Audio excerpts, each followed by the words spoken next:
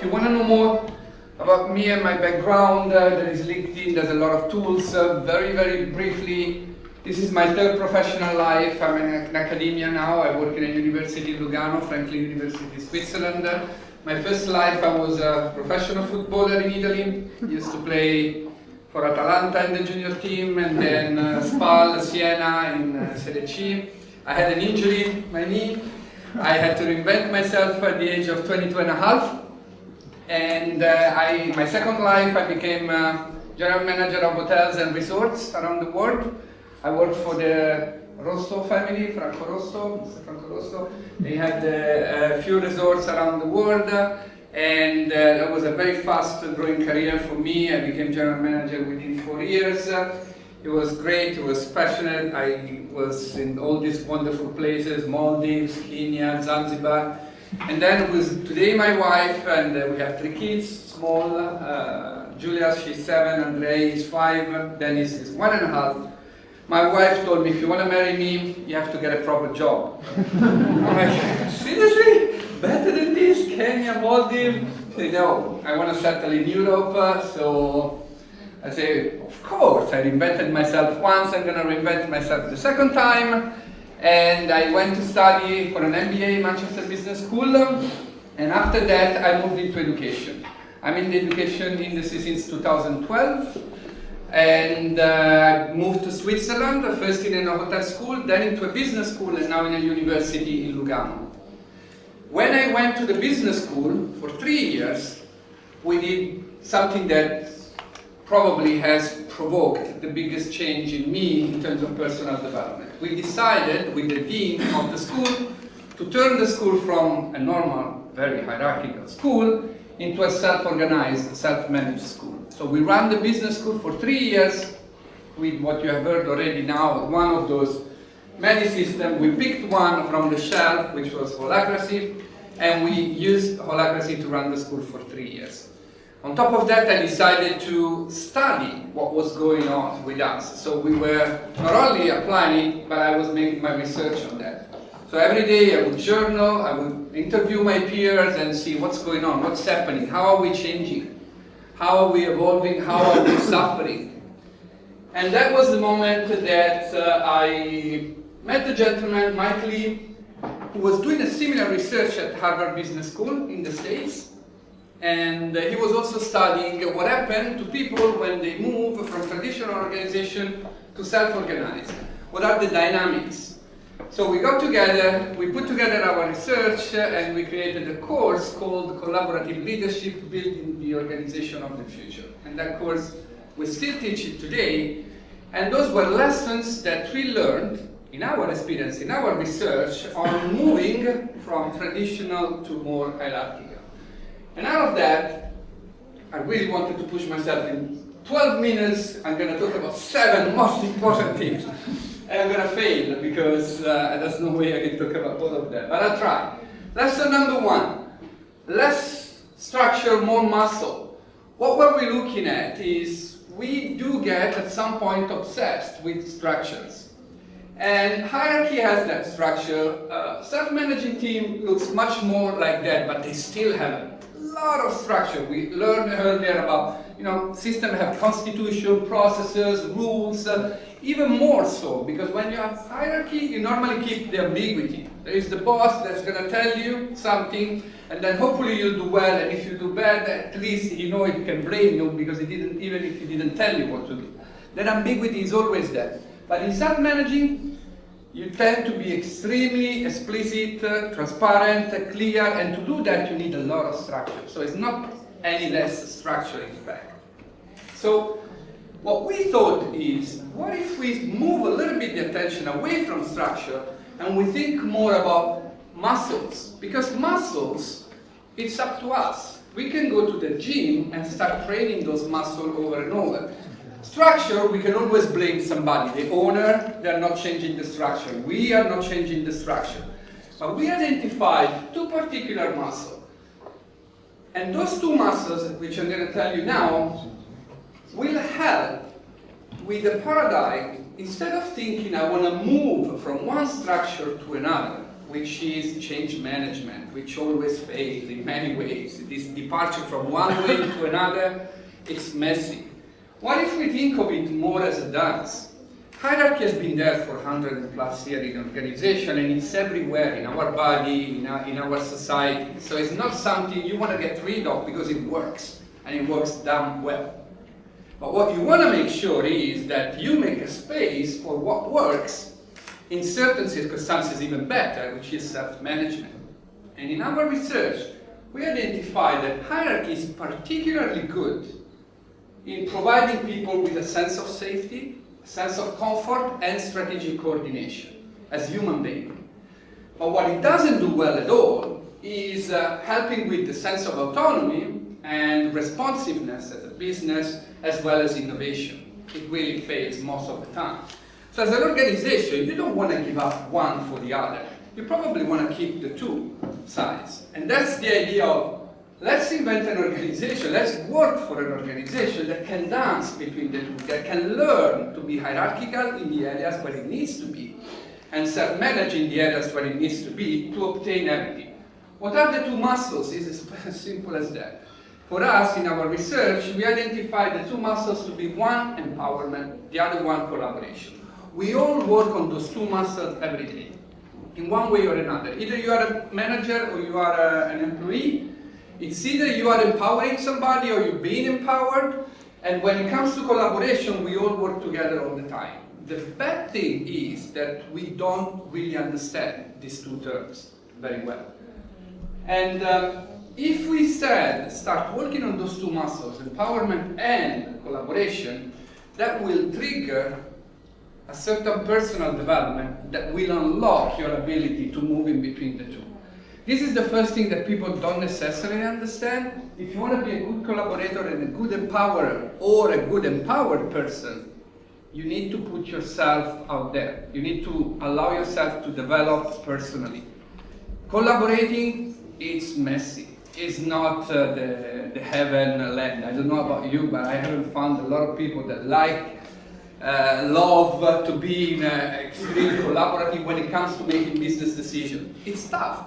You can learn how to do that, but you have to learn how to open up. You have to learn how to listen, you have to learn how to let go of your ego. And these things are not so easy. They require personal development. So, in that sense, learning number two, collaboration has a strong inhibitors that gets in the way. It's not just another skill. Collaborating, it's tough. We need to know that as human beings, as soon as we go in groups, there's a lot of things that get in the way. We're not alone anymore, we are in a group.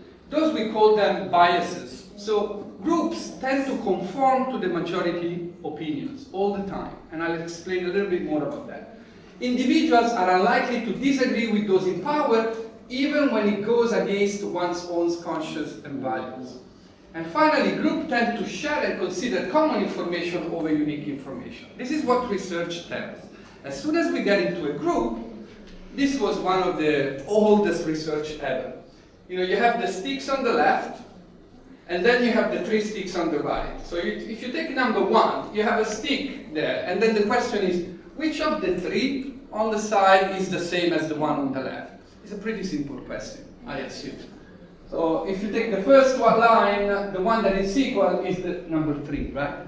And then if you take, so you imagine you are in a room and you do that, and in the room 9 people are actors and you are the poor guy who is in the middle there. You don't know the game here. And everybody starts to give the wrong answer, and then it's your turn. What do you think you're going to say? The wrong answer. Because we're humans. As soon as we get in groups, that's what happens most of the time. There are always exceptions, but that's what research tells us. That second, when we have to make a decision, am I going to say, everybody else say that? Am I going now to say something different? I know it's correct what I'm going to say, but that cost of speaking up differently is too high. I'm going to just conform. That's what we do.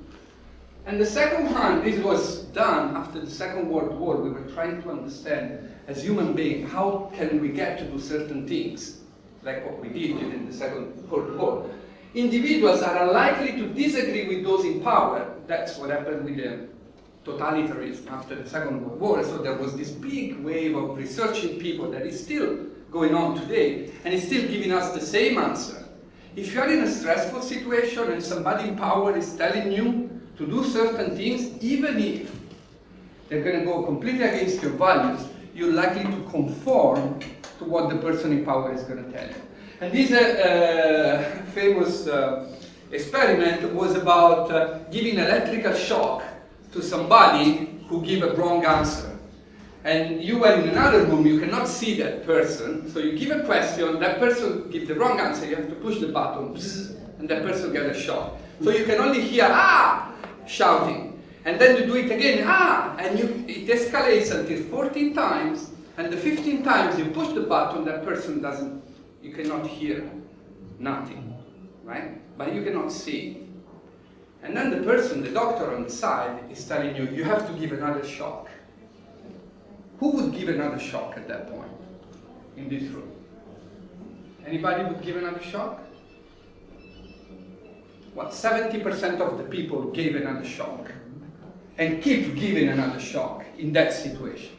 It's easy to tell now you're not under stress, you're not in that situation. If you put yourself in a situation where somebody exercises power because that person, the doctor, is gonna, when you say no the first time, he's gonna ask you the second time, he's gonna tell you, you have to give another shock. And then if you say no, he's gonna tell you, you are required now by the experiment to give another shock. And then he's gonna tell you, there is no other way, you have to give a shock. And then you're gonna give that bloody shock. That's what happens most of the time. And another thing that we do, once we are in group, we tend to conform. This is particularly dangerous nowadays. Because normally, this is typically for hiring committees. What we do when we are in group, we come back, I interview you as a candidate, then you interview him, and she interviews him. And then we get together, we share our opinions, and we find the things that we thought in common, and immediately we jump on those. That's what we do. We tend to conform as soon as we hear the similar thing. In today's world, what does that mean?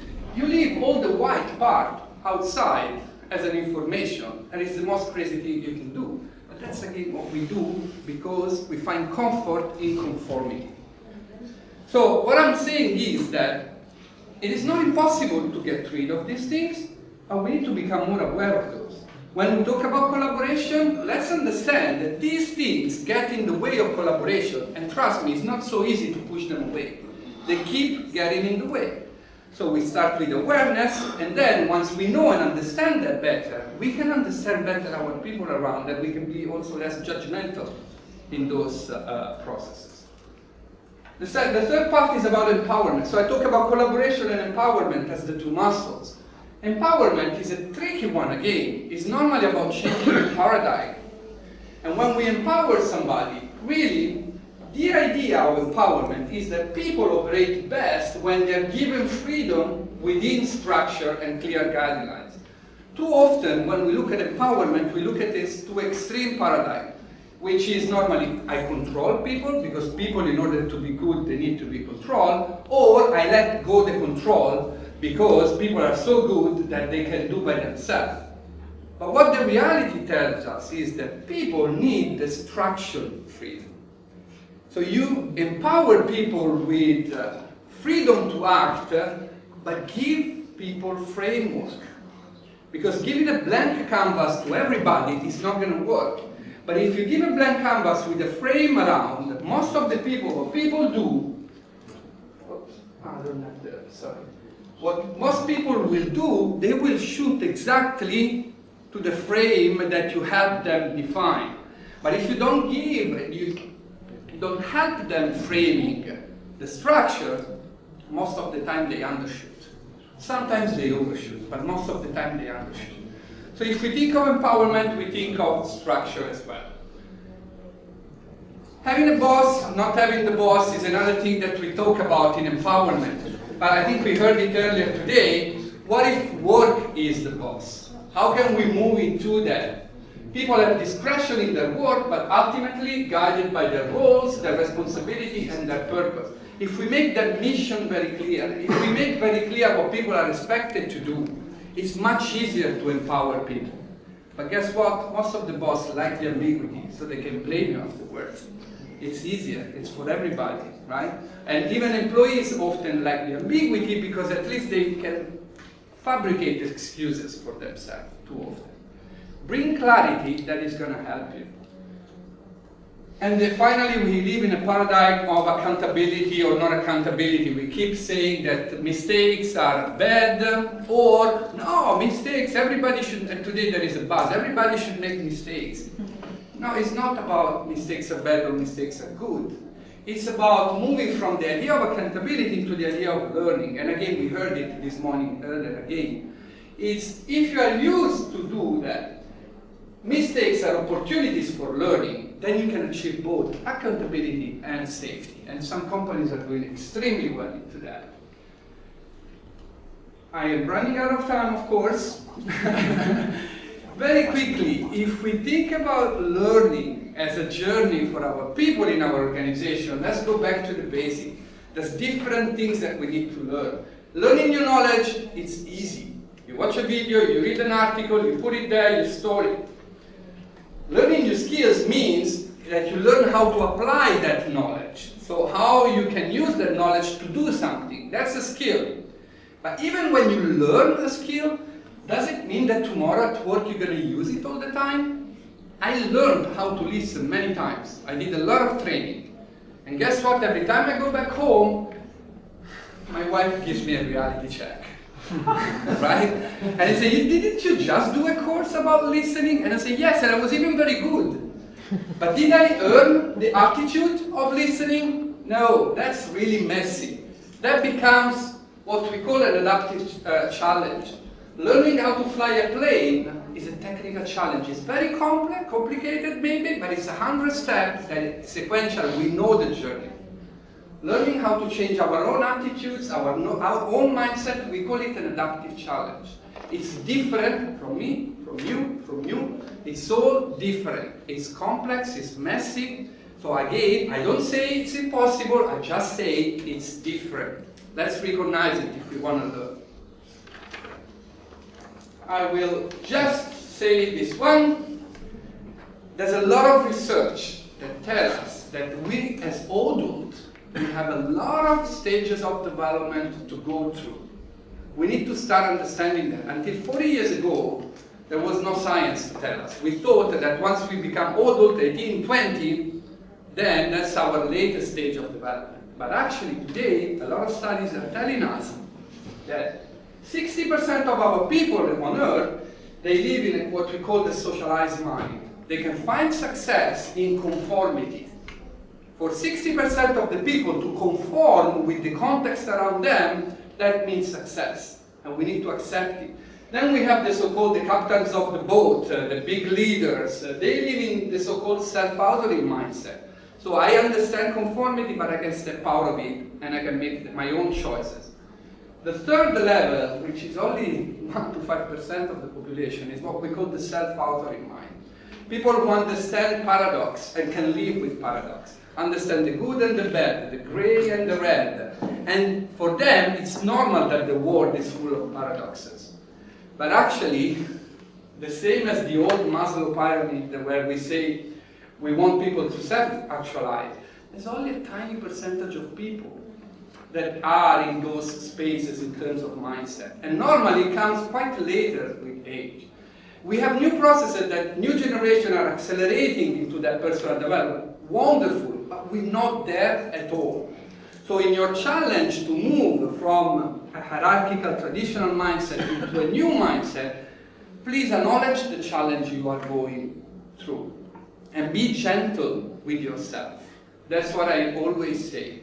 Don't rush and don't push yourself and your people too far. I'll stop there. You will ask me about the next two. Thank you.